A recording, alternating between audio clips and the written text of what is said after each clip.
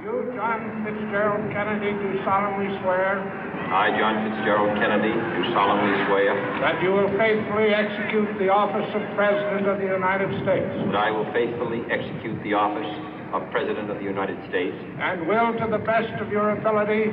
And will, to the best of my ability. Preserve, protect, and defend the Constitution of the United States. Preserve, protect, and defend the Constitution of the United States. So help you God. So help me God.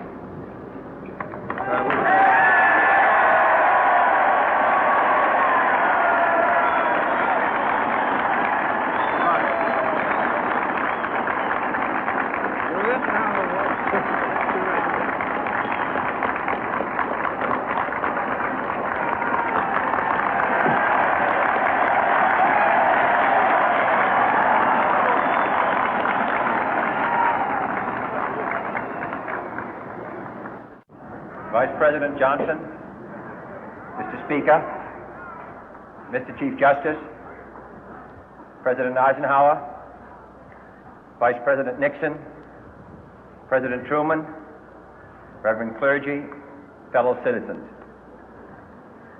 We observe today not a victory of party, but a celebration of freedom, symbolizing an end as well as a beginning, signifying renewal as well as change.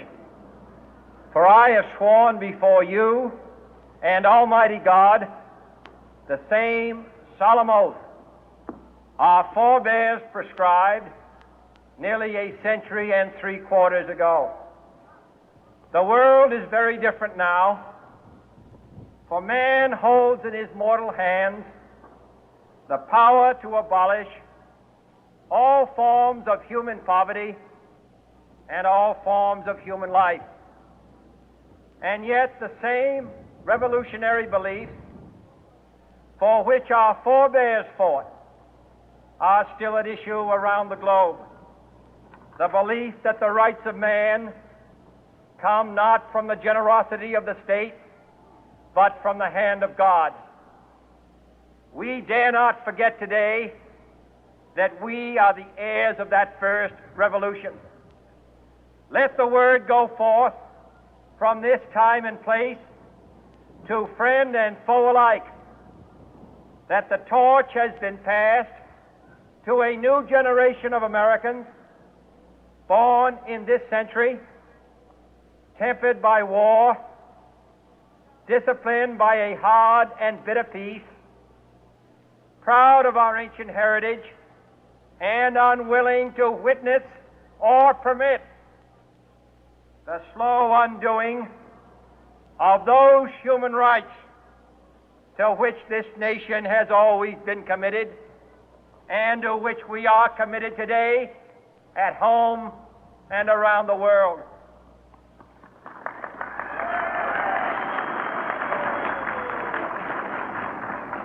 Let every nation know, whether it wishes us well or ill, that we shall pay any price, bear any burden, meet any hardship, support any friend, oppose any foe to assure the survival and the success of liberty.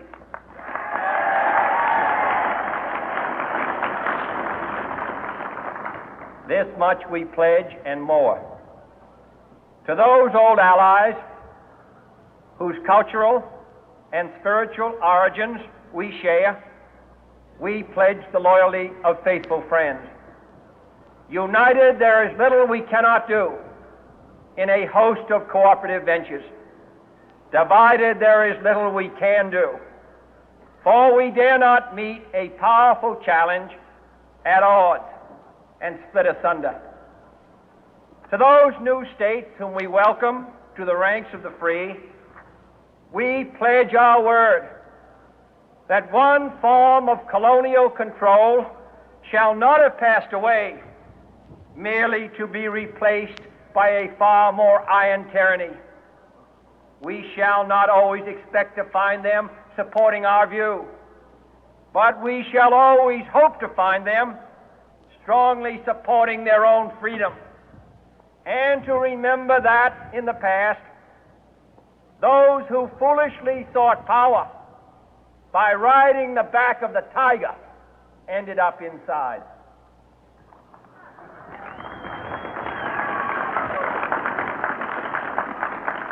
To those people in the huts and villages of half the globe struggling to break the bonds of mass misery, we pledge our best efforts to help them help themselves for whatever period is required, not because the communists may be doing it, not because we seek their votes, but because it is right. If a free society cannot help the many who are poor, it cannot save the few who are rich.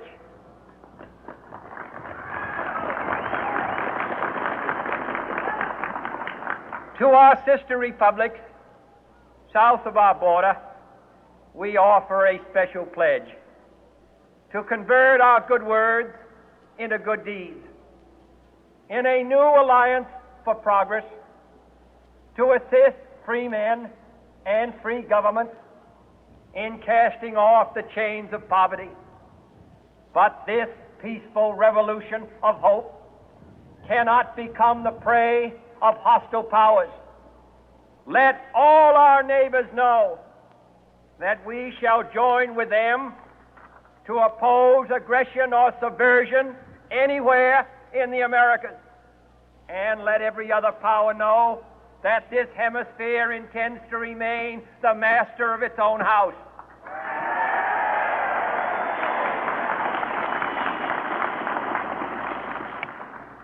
To that World Assembly of Sovereign States, the United Nations, our last best hope, in an age where the instruments of war have far outpaced the instruments of peace, we renew our pledge of support to prevent it from becoming merely a forum for invective, to strengthen its shield of the new and the weak, and to enlarge the area in which its writ may run. Finally, to those nations who would make themselves our adversary, we offer not a pledge, but a request that both sides begin anew the quest for peace. Before the dark powers of destruction, unleashed by science, engulf all humanity in planned or accidental self-destruction, we dare not tempt them with weakness, for only when our arms are sufficient beyond doubt can we be certain beyond doubt that they will never be employed. But neither can two great and powerful groups of nations take comfort from our present course, both sides overburdened by the cost of modern weapons, both rightly alarmed by the steady spread of the deadly atom, yet both racing to alter that uncertain balance of terror that stays the hand of mankind's final war. So let us begin anew, remembering on both sides that civility is not a sign of weakness, and sincerity is always subject to proof. Let us never negotiate out of fear, but let us never fear to negotiate.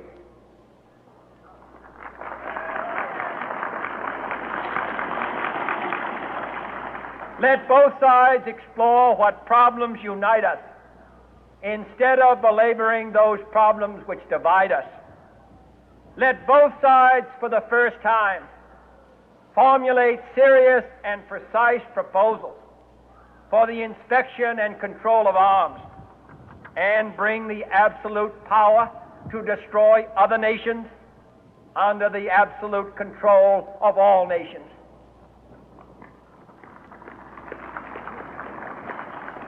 Let both sides seek to invoke the wonders of science instead of its terrors. Together, let us explore the stars, conquer the deserts, eradicate disease, tap the ocean depth, and encourage the arts and commerce. Let both sides unite to heed in all corners of the earth the command of Isaiah to undo the heavy burden and let the oppressed go free. And if a beachhead of cooperation may push back the jungle of suspicion, let both sides join in creating a new endeavor, not a new balance of power, but a new world of law, where the strong are just and the weak secure and the peace preserved. All this will not be finished in the first 100 days, nor will it be finished in the first 1,000 days, nor in the life of this administration, nor even perhaps in our lifetime on this planet. But let us begin.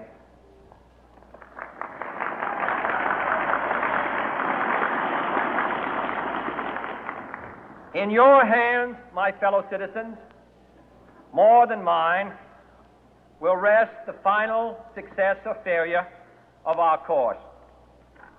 Since this country was founded, each generation of Americans has been summoned to give testimony to its national loyalty.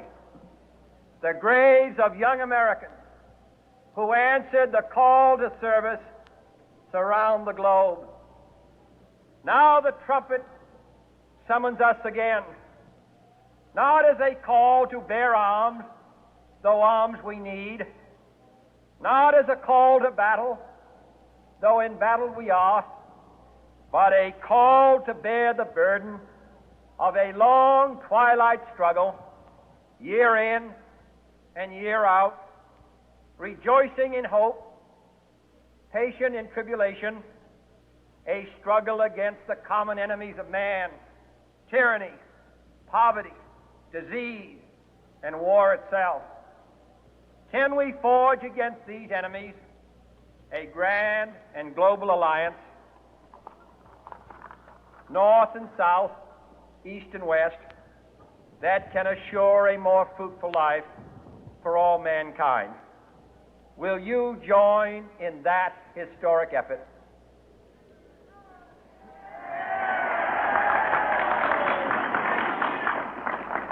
In the long history of the world, only a few generations have been granted the role of defending freedom in its hour of maximum danger. I do not shrink from this responsibility. I welcome it.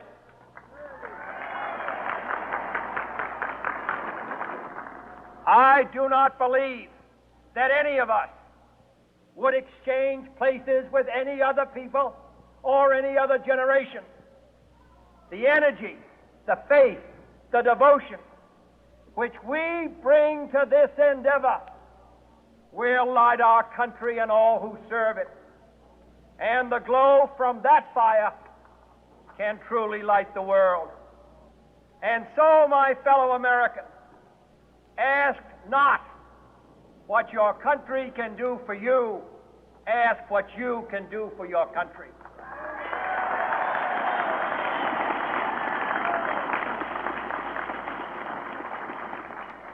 My fellow citizens of the world, ask not what America will do for you, but what together we can do for the freedom of man.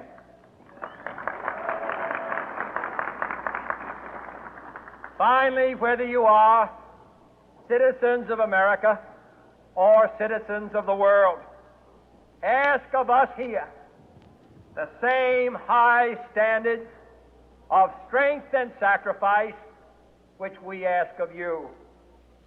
With a good conscience, our only sure reward, with history the final judge of our deeds, let us go forth to lead the land we love, asking His blessing and His help, but knowing that here on earth God's work must